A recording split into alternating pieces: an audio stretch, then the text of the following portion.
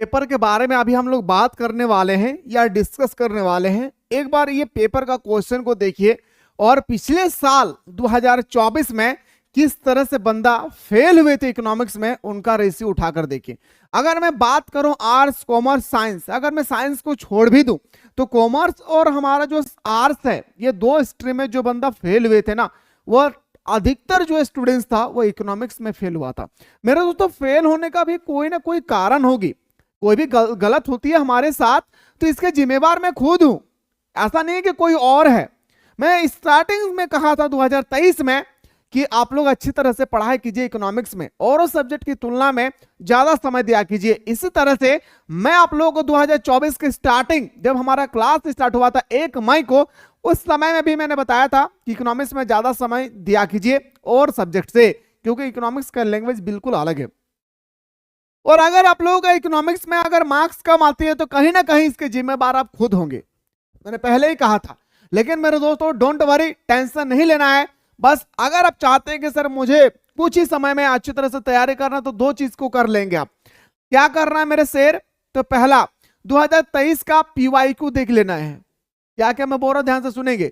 और 2024 का पीवाईक्यू देख लेना है। पीवाईक्यू मतलब जो पूछा गया क्वेश्चन है, जैसा अभी मैं बात करने वाला हूं 2024 का। पूरा क्वेश्चन को अच्छी तरह से देखिए। पूरा क्वेश्चन को देखने के बाद अगर आप लोगों का लग रहा है कि हाँ इससे हमें कुछ प्रॉफिट मिलेगी, तो आप लोग कमेंट कीजिएगा। मैं 2023 को भी बताने की कोशिश करूंगा, और अगर आप लोगों का अच्छा रिस्पांस रहा तो मेरे दोस्तों मैं 2022 का भी क्वेश्चन दिखाने की कोशिश करूंगा। और ये सिर्फ ऑब्जेक्टिव ही नहीं, मैं सब्जेक्टिव भी आप लोगों को सॉल्व करवाऊंगा। मेरे दोस्तों, मैंने आप लोगों को कहा था कि अगर आप लोगों का कॉन्फिडेंस अच्छा होगा, अगर आप लोगों का अच्छा तरह से शेयर करेंगे, तो मैं आप लोगों को बताऊंगा। मेरे दोस्तों, मैं ये वीडियो इतना मेहनत करके बनाया था, इतना मेहनत करके बनाया था, मुझे लगता है कि हम अपने जीवन में कोई इतना वीडियो में इतना मेहनत नहीं किया था। मैंने खुद से रातों रात जाग कर मैं क्वेश्चन टाइप किया, मैं खुद से उनका सॉल्यूशन निकाला, और उसके बाद दोस्तों यहाँ पे आकर मैं सॉल्व करवाया, जहां पे लगभग 1 घंटा का क्लास चली थी। और ये वीडियो अभी तक कोई देखा ही नहीं है। और न्यूमेरिकल में जो 16 मार्क्स का क्वेश्चन आने वाले हैं ना मेरे दोस्तों, आप लोग सोचेंगे कि यूं ही हम बना लेंगे, जोड़ घटा आएगी, वो जमाना भूल जाइए। यहां पे आएगा सिग्मा, यहां पे आएगा डेल्टा। आप सभी को समझ में आएगा नहीं कि डेल्टा है क्या। मैंने इतना बेटर तरीके से 3 कॉन्सेप्ट बताया था इसमें। 3 कॉन्सेप्ट, कैसे 5 मार्क्स का आएगा, कैसे 3 मार्क्स का आएगा, कैसे 1 मार्क्स का आएगा। 3 कॉन्सेप्ट मैंने बताया था।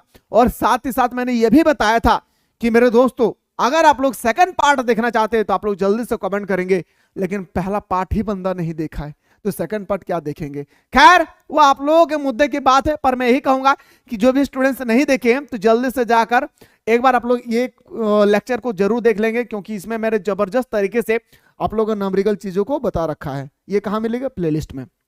आइए सर, मुद्दा की बात करते सर, एक एक क्वेश्चन को क्या करते मेरे भाई, मुद्दा की बात करते। पहला क्वेश्चन मेरे भाई आपके स्क्रीन पे है 2024 का। अगर आप लोग अच्छा रहा तो बताएगा, मैं दोस्तों आप लोगों को बताने की कोशिश करूंगा 2023 और 22 का भी। अब मॉडल पेपर भी कर लेना, मैं बताना भूल गया भाई, 2023 का पूरा मॉडल पेपर कर लेना है, 2024 का भी पूरा मॉडल पेपर देख लेना। इसके बाद देखता हूं कि क्वेश्चन एग्जामिनर में कहां से पूछा जाएगा।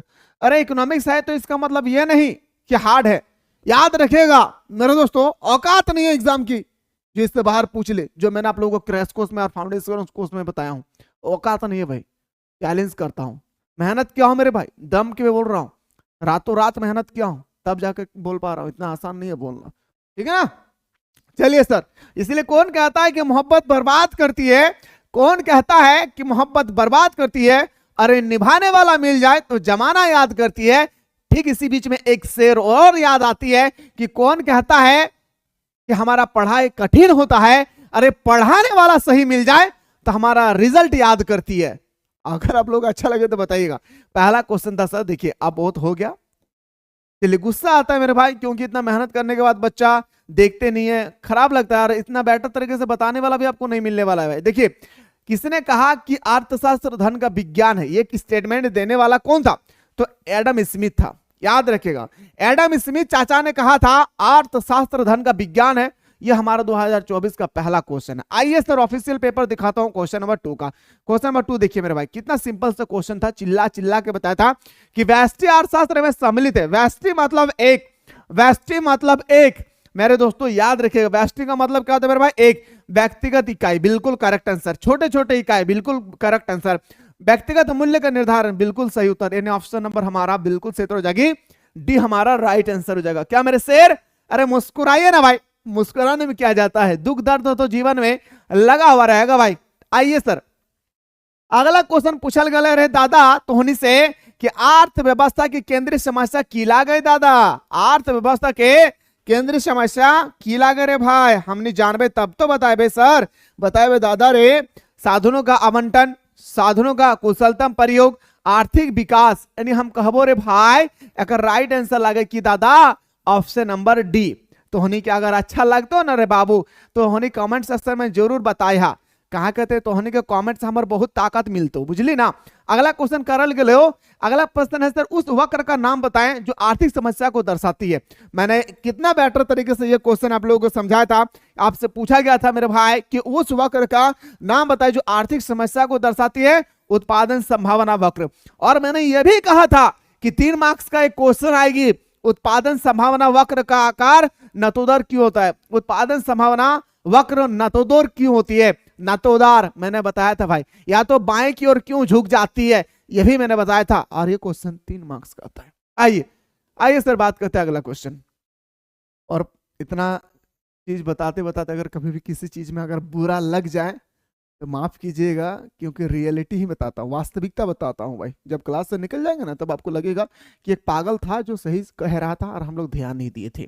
जब कुल उपयोगिता अधिकतम होती है और सीमांत उपयोगिता का मान होगी, ए मेरे दोस्त याद रखेगा, जब कुल उपयोगिता बढ़ती है तो सीमांत उपयोगिता घटती है, जब कुल उपयोगिता अधिकतम होती है तो सीमांत उपयोगिता शून्य होती है, जब कुल उपयोगिता धीरे धीरे घटती है तो सीमांत उपयोगिता हमारा ऋणात्मक होती है। और चैलेंज करता हूं मेरे भाई कि ये क्वेश्चन आपके पेपर में 100% आएगी, 100%। फिर से सुनिए, जब कुल उपयोगिता बढ़ती है तो सीमांत उपयोगिता घटती है, जब कुल उपयोगिता अधिकतम होती है तो सीमांत उपयोगिता शून्य होती है, जब कुल उपयोगिता धीरे धीरे घटती है तो हमारा सीमांत उपयोगिता धीरे धीरे ऋणात्मक हो जाती है। तो मतलब बोल सकता हूं सर ऑप्शन नंबर हमारा सी। 3 अवस्था आती है, जब कुल उपयोगिता बढ़ती है सीमांत उपयोगिता घटती है, जब कुल उपयोगिता अधिकतम होती है टॉप पोजीशन पे, ये टॉप पोजीशन, तो सीमांत उपयोगिता शून्य होता है, जब कुल उपयोगिता धीरे धीरे घट जाती है तो सीमांत उपयोगिता ऋणात्मक हो जाती है ना भाई। चलिए सर आइए गुरुजी अगला क्वेश्चन पे तो होने के पूछल गए रे दादा, कहा है बताओ रे उपयोगिता का संबंध ककर से ला गई। तो होने से पूछल गए रे भाई कि उपयोगिता का संबंध ककर से ला गई। ए मेरे दादा बहुत सिंपल सा क्वेश्चन है, उपयोगिता का संबंध किससे है, तो बताएंगे सर याद रखिएगा लाभदायकता से, नैतिकता से, मानव आवश्यकता की पूर्ति से, यानी ऑप्शन नंबर हमारा बिल्कुल सही हो जाएगी, डी इसका करेक्ट आंसर हो जाएगा। आइए सर अगला क्वेश्चन पे आते हैं। 2023 का पेपर देखना चाहते हैं तो जल्दी से कमेंट कीजिएगा। आवश्यकता आवश्यक वस्तुओं की मांग की लोच होती है। सबसे पहला तो मेरे दोस्तों यहाँ पे एक क्वेश्चन मैं बताना चाहूंगा, बेलोचेदार, लोचेदार याद रखना है किसे कहते हैं, एकदम याद रखिएगा, ठीक है ना। तो आवश्यक वस्तु जो होती है वो आपसे पूछा गया है, जो हमारा आवश्यक वस्तु है वो आवश्यक वस्तुओं की मांग की लोच हमेशा शून्य होता है। क्या होता है मेरे भाई, आवश्यक वस्तुओं की मांग हमेशा क्या होता है, शून्य होता है। आइए सर बात करते हैं अगला क्वेश्चन पे। क्वेश्चन नंबर हमारा नेक्स्ट पे आते हैं, उत्पादन फलन में उत्पादन किसका फलन है, उत्पादन फलन में उत्पादन किसका फलन है। यहाँ पे ये क्वेश्चन पूछा गया कि सर उत्पादन फलन में याद रखेगा उत्पादन किसका फलन है, तो बताएंगे सर याद रखेगा उत्पत्ति के साधनों का फलन है। क्या मेरे भाई, उत्पत्ति के साधनों का फलन है। ऑप्शन नंबर हमारा बिल्कुल सही तो हो जाएगी, क्या याद रखेगा ऑप्शन नंबर दादा रे, ऑप्शन नंबर बी का राइट आंसर ला गई। अगला क्वेश्चन तो होने से करल गलो 9 नंबर, मौद्रिक लागत में निम्न में से किसे सम्मिलित किया जाता है। अब से पूछा गया कि जो हमारा मौद्रिक लागत है ना भाई याद रखिएगा मौद्रिक लागत में किसे सम्मिलित किया गया है। मौद्रिक लागत वाला बहुत इंपॉर्टेंट क्वेश्चन है, तो बताएंगे सर मौद्रिक लागत में ना हमारा सामान्य लाभ को सम्मिलित किया गया है। किसको भाई, सामान्य लाभ को, व्यक्तिगत लागत को और अव्यक्त लागत को, यानी ऑप्शन नंबर हमारा बिल्कुल सही तो हो जाएगी, D is the right answer. क्या sir, D is the right answer. आइए सर बात करते हैं अगला क्वेश्चन पे आते हैं, क्वेश्चन नंबर नेक्स्ट पे आते हैं सर। क्वेश्चन है सर कि निम्नलिखित में से कौन स्थिर लागत नहीं है। भाई आपसे यहाँ पे पूछा गया कि कौन स्थिर लागत नहीं है। सर स्थिर लागत नहीं होने का कारण क्या है, कच्चे माल की लागत, ये स्थिर लागत नहीं, इसका दाम कभी घटती है तो कभी इसकी दाम बढ़ जाती है, इसकी दाम कभी घटती है, तो इसकी दाम कभी भी क्या हो जाती है मेरे भाई, बढ़ जाती है भाई। आइए सर बात करते हैं अगला क्वेश्चन, क्वेश्चन नंबर 11 है। क्वेश्चन नंबर 11 क्या कहता है मेरे भाई, थोड़ा सा गौर फरमाएंगे आप लोग भी। तो वस्तु की उस मात्रा को क्या कहते हैं जिसे विक्रेता निश्चित समय में स्थिर कीमत पर बाजार में बेचने के लिए तैयार हो जाते हैं, उसको हम लोग बोलते हैं क्या, पूर्ति। याद रखिएगा, पूर्ति किसे कहते हैं पता है, जब लोगों का मांग ज्यादा से ज्यादा हो तभी ना हम लोग सप्लाई करेंगे, तो हम लोग पूर्ति कहते हैं इसको, ठीक है। आइए सर बात करिए। अरे दादा अगला क्वेश्चन करल गलत होने से किसी वस्तु का मूल्य निर्धारित होती है, किसी भी वस्तु का मूल्य जो है निर्धारित होती है, किसी भी वस्तु की मूल्य जो है निर्धारित होती है किसके द्वारा मेरे भाई, तो किसी भी वस्तु की मूल्य का निर्धारित होती है मांग और पूर्ति के द्वारा। बिल्कुल सही बात है भाई, याद रखिएगा। जैसे मांग बढ़ेगी भाई, जैसे मांग आएगी लोग ज्यादा से ज्यादा सप्लाई करेंगे, जब लोग ज्यादा से ज्यादा सप्लाई करेंगे तो लोग ज्यादा से ज्यादा खरीदेंगे, उसी समय हमारा मांग का भी निर्धारण होती है। आइए सर बात करते हैं अगला क्वेश्चन पे। क्वेश्चन नंबर नेक्स्ट पूछा गया था आपका, क्वेश्चन लेवल देखिए, पेट्रोल की कीमत बढ़ जाने पर कार का मांग वक्र खिसका जाते हैं भाई। अच्छा पेट्रोल का दाम, आखिर में आपसे पूछूंगा कि बताइए पेट्रोल का दाम बढ़ जाएगा, अभी 100 रुपए लीटर है, अगर 200 रुपए लीटर हो जाएगी तो लोग कम से कम गाड़ी चलाएंगे, यस या नो। अभी जो हीरो होंडा लेकर दौड़ रहे हैं ना भाई, वो हीरो होंडा को साइकिल में बदल देंगे या तो कम चलाएंगे। तो याद रखना मेरे दोस्तों, वो हमारा बाईं ओर खिसक जाएगा। क्या हमारा हो जाएगी, बाईं ओर खिसक जाएगी। यानी बोल सकता हूं सर ऑप्शन नंबर हमारा बिल्कुल सही तो हो जाएगी सर, याद रखिएगा option number C is the right answer हो जाएगा, ठीक है। चलिए सर अगला क्वेश्चन पे हम लोग मूव करते हैं। क्वेश्चन नंबर नेक्स्ट पे आते हैं सर, निम्नलिखित में से कौन सही है आपको बताना है। अच्छा देखिए नंबरिकल में कैसे फॉर्मूला भी पूछा जाता है भाई, कौन इनमें से सही है भाई, देखिए तो बताएंगे सर पूर्ति लोच पूर्णतः ES इक्वल टू अनफिनिट, ये सही है। अधिकतम लोचदार, ये भी सही है। पूर्ण बेलोचदार, ये भी सही है ना, ऑप्शन नंबर हमारा डी इसका राइट आंसर हो जाएगी। चलिए अगला क्वेश्चन पे आते हैं सर। क्वेश्चन का लेवल देखिए मेरे भाई, क्वेश्चन का अच्छा आपसे मांग, आपसे देखिए मेरे भाई किससे ग्राफ से भी पूछा गया। देखिए खतरनाक क्वेश्चन है भाई, दिल दहलाने वाले क्वेश्चन है। निम्न चित्र किस बाजार को प्रदर्शित करता है, याद रखिएगा MR मार्जिनल रेवेन्यू और हमारा एवरेज रेवेन्यू, ये बताया गया भाई। तो कौन से बाजार को इसमें प्रदर्शित करती है, ये हम सभी से पूछा गया है। तो बताएंगे सर इस प्रकार के बाजार को हम लोग कहते हैं क्या, एक अधिकार बाजार। क्या मेरे भाई, एक अधिकार बाजार। और पूर्ण प्रतियोगिता बाजार किसे कहते हैं मेरे भाई, जब हमारा इक्वल हो, यानी दोनों डाटा क्या हो भाई, इक्वल। लेकिन ये इक्वल नहीं है, इस कारण से मेरे दोस्तों याद रखेगा ये हमारा पूर्ण प्रतियोगिता बाजार नहीं है, एक अधिकार बाजार है। पूर्ण प्रतियोगिता बाजार किसे कहते हैं, जहां पे हजार अनगिनत क्रेता हो और अनगिनत बेचने वाले हो, उसको हम लोग बोलते हैं क्या, पूर्ण प्रतियोगिता बाजार। आइए सर मुद्दे वाली बात करते हैं, क्वेश्चन नंबर नेक्स्ट पे चलते हैं सर। अगला क्वेश्चन देखिए सर, अगला क्वेश्चन क्या पूछा गया था, हाँ फिर से आपका ग्राफ से, ग्राफ से तो क्वेश्चन बाबू 2-3 को क्वेश्चन 100% आएगा ही आएगा। निम्नलिखित चित्र को प्रदर्शित करता है, यह आपको चित्र दिया गया है, चित्र क्या प्रदर्शित करते हैं थोड़ा सा हम लोग भी देख लेते हैं। ये चित्र हमारा, याद रखिए इसको हम लोग एक्स अक्ष बोलते हैं, इसको हम लोग वाई अक्ष कहते हैं। एक तरफ कीमत है और एक तरफ मांग की मात्रा है भाई, याद रखिए एक तरफ क्या है, कीमत है और एक तरफ हमारा मांग की मात्रा बताया गया है। तो पूर्ण लोचदार, पूर्णतः लोचदार मांग, यानी ऑप्शन नंबर हमारा बिल्कुल सही तो हो जाएगा बी। देखिए क्वेश्चन का लेवल आर्ट्स कॉमर्स साइंस वाले एक बार देखिए कि कैसा होता है। अभी तो 2024 का दिखा रहा हूं, अभी 2023 का बाकी है। अस्थायी पूंजी के उपभोग को क्या कहते हैं, अस्थायी पूंजी के उपभोग को हम लोग क्या कहते हैं, तो मेरे दोस्तों याद रखिए अस्थायी पूंजी के उपभोग को मूल्यह्रास कहते हैं। क्या मेरे भाई, याद रखिएगा अस्थायी पूंजी के उपभोग को हम लोग मूल्यह्रास कहते हैं। ऑप्शन नंबर हमारा बिल्कुल सही तो हो जाएगी सर, ऑप्शन नंबर हमारा B is the right answer. आइए सर बात करते हैं अगला क्वेश्चन, क्वेश्चन नंबर 18 है। किसी ने कहा कि समष्टि अर्थशास्त्र सारी अर्थव्यवस्था के कार्यकरण से संबंधित है, ये स्टेटमेंट देने वाला कौन सा व्यक्ति है भाई, ये स्टेटमेंट देने वाला इनमें से कौन सा व्यक्ति है, बताइए मेरे भाई। अगर यही क्वेश्चन अगर आपके पेपर में आ जाए तो क्या बताएंगे, ये स्टेटमेंट देने वाला कौन सा व्यक्ति है, तो बताएंगे सर याद रखें स्पेंसर। ऑप्शन नंबर हमारा बी हमारा सही उत्तर हो जाएगी। ये ऑब्जेक्टिव देखकर ज्यादा खुशियां ना मनाए, ठीक है, सब्जेक्टिव को भी करना है, याद रखना है मेरे दोस्तों। और ये क्वेश्चन तो चैलेंज करता हूं, हाँ लिख के रख लीजिए, जैक बोर्ड ने पहला क्वेश्चन डालेगी इस बार, आर्ट्स कॉमर्स साइंस तीनों है स्ट्रीम के लिए। चैलेंज करता हूं मेरे दोस्तों कि आपसे पूछा जाएगा प्राथमिक क्रियाकलाप, सुन लीजिए कौन क्वेश्चन, प्राथमिक क्रिया, ये क्वेश्चन है रे पागल, प्राथमिक क्रियाकलाप, द्वितीय क्रियाकलाप, तृतीय क्रियाकलाप, 3 गो क्रियाकलाप। जैसे प्राथमिक क्रियाकलाप जिसमें हमारा कृषि आती है, खनन आता है, लकड़ी काटना आता है, खेती करना है, कृषि करना है, याद रखिएगा ये सब क्या है भाई, हमारा प्राथमिक क्रियाकलाप है। द्वितीय क्रियाकलाप में कौन आएगी मेरे दोस्तों, तो द्वितीय क्रियाकलाप में मेरा आएगा कौन, विनिर्माण करना। याद रखें क्या, विनिर्माण करना, छोटे छोटे उद्योग स्थापित करना। तृतीय क्रियाकलाप में कौन आएगी सर, तो तृतीय क्रियाकलाप में जो हमें याद रखेगा, जो हमें हेल्प प्रदान करता है, जैसे हमारा व्यापार हो गया, जैसे हमारा परिवहन हो गया, जैसे हमारा संचार हो गई, जो हमें मदद करता है, उसको हम लोग तृतीय क्रियाकलाप में रखते हैं। पर आपसे यहाँ पे ना द्वितीय क्रियाकलाप के बारे में पूछा गया कि इसमें से द्वितीय क्रियाकलाप कौन है भाई। ए मेरे दोस्तों, अगर मैं आप लोगों से पूछूंगा द्वितीय क्रियाकलाप, तो आप कहेंगे सर अभी आपने बताया क्या भाई, बोलिए ना भाई, तो बताएंगे सर विनिर्माण करना। क्या याद रखिएगा, विनिर्माण करना। आइए सर बात करते हैं अगला क्वेश्चन पे। देख लीजिए मेरे भाई क्वेश्चन का लेवल आखिर कैसा होता है, ठीक ना। 3 को क्वेश्चन बताया हूं, प्राथमिक द्वितीय तृतीय, एकदम रट्टा लगा लेना है।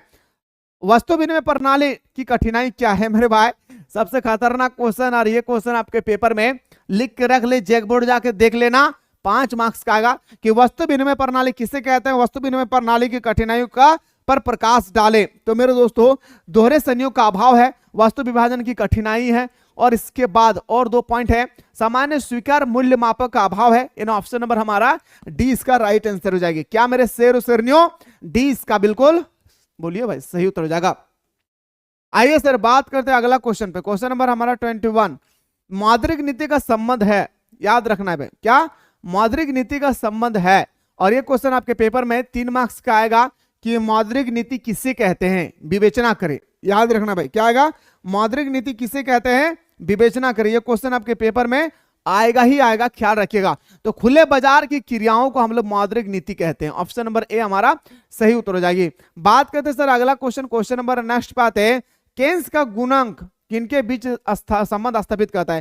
केन्स का गुणांक, गुणांक मतलब ये पता है ना भाई, के इक्वल टू है ना भाई, बोलते हैं ना delta I upon delta Y, फिर बोलते हैं sir K equal to 1 upon M P S, फिर बोलते हैं sir K equal to 1 minus M P C. इतना सारा फॉर्मूला है के का, तो ये किसके बीच संबंध स्थापित करता है, निवेश और आय का। याद रखेगा, निवेश और आय का, ठीक है भाई। चलिए सर अगला क्वेश्चन पे आते हैं। इससे देखकर ना मेरे दोस्तों अंदर से कॉन्फिडेंस आएगी ना भाई कि हमारे एग्जाम में अगर 2023 और 24 में इस तरह से पूछा गया, तो कहीं ना कहीं 25 में भी वैसा ही होगा। बिल्कुल बिल्कुल वैसा ही होगा जैसा आप सोच रहे हैं। पर हाँ क्वेश्चन देखना चाहिए भाई, है ना। मैं मॉडल पेपर भी करवाऊंगा, बस आप लोगों का रिस्पांस देखना चाहता हूं। जब इतना मेहनत करता हूं तो आप लोग शेयर नहीं करते, ये गलत करते भाई। समस्त मांग का प्रमुख घटक है भाई, समस्त मांग का प्रमुख घटक कौन सा है। अब यहाँ पे पूछा गया है जो हमारा समस्त मांग है इसका प्रमुख घटक कौन सा है, तो बताएंगे सर याद रखिएगा, सार्वजनिक उपभोग, व्यक्तिगत उपभोग, विनियोग। ऑप्शन नंबर हमारा डी इसका राइट आंसर हो जाएगा। बात करते हैं सर अगला क्वेश्चन पे। आइए क्वेश्चन नंबर हमारा नेक्स्ट पूछा गया। देखिए मेरे भाई मेरा सबसे फेवरेट क्वेश्चन है आज का, खतरनाक क्वेश्चन है भाई। मेरा अनुसार मेरा सबसे फेवरेट क्वेश्चन है ये भाई, याद रखिएगा। मेरा अनुसार मेरा सबसे फेवरेट क्वेश्चन है मेरे भाई, याद रखना है। K equal to delta Y upon delta I, निवेश और गुणांक, निवेश और आय।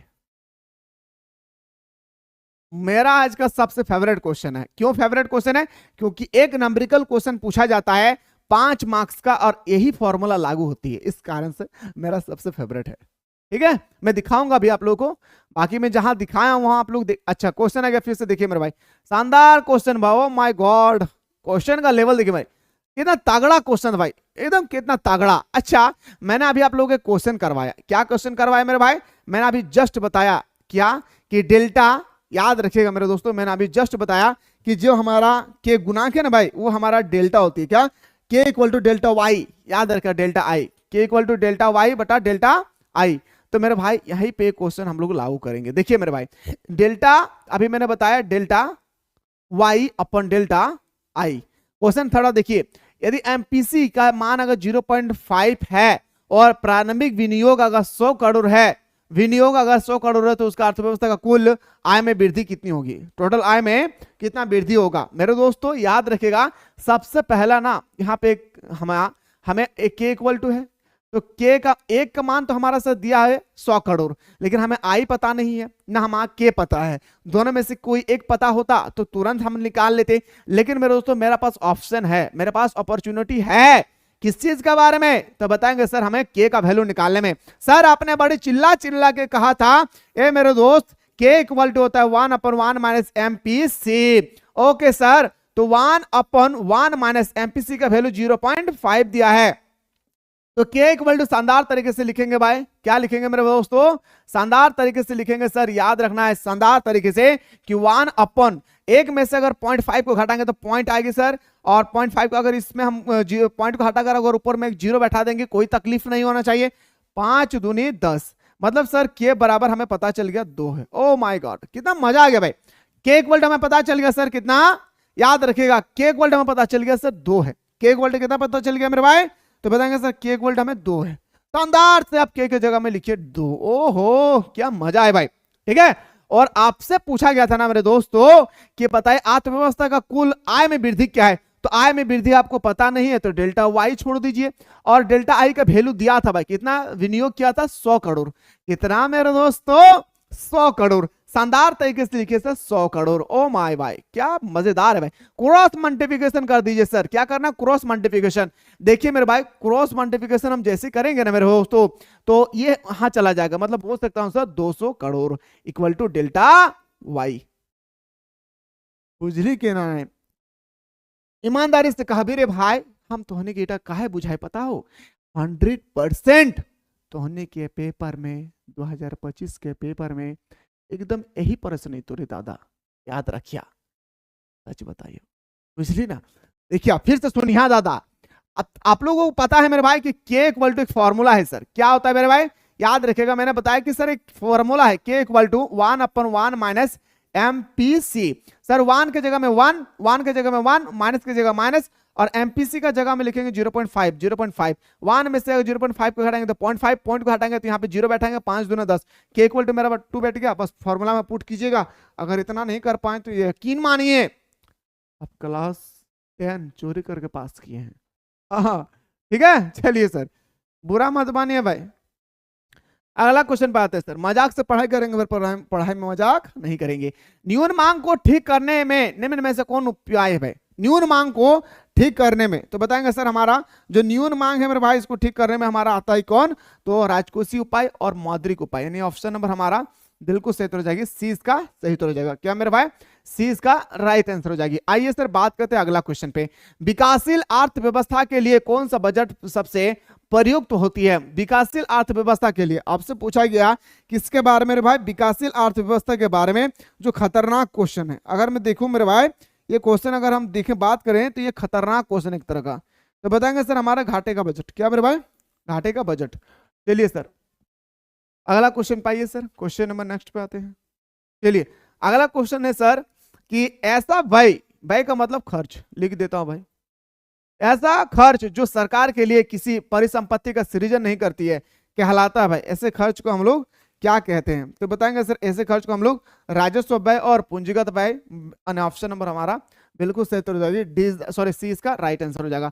आइए सर बात करते हैं क्वेश्चन नंबर 29, बजट में हो सकता है, बजट में क्या हो सकता है, राजस्व कोषीय घाटा, प्राथमिक घाटा, मौद्रिक घाटा, ऑप्शन नंबर हमारा डी इसका राइट आंसर हो जाएगी। आइए सर बात करते हैं अगला क्वेश्चन पे है, क्वेश्चन नंबर खतरनाक क्वेश्चन, व्यापार संतुलन किसे कहते हैं।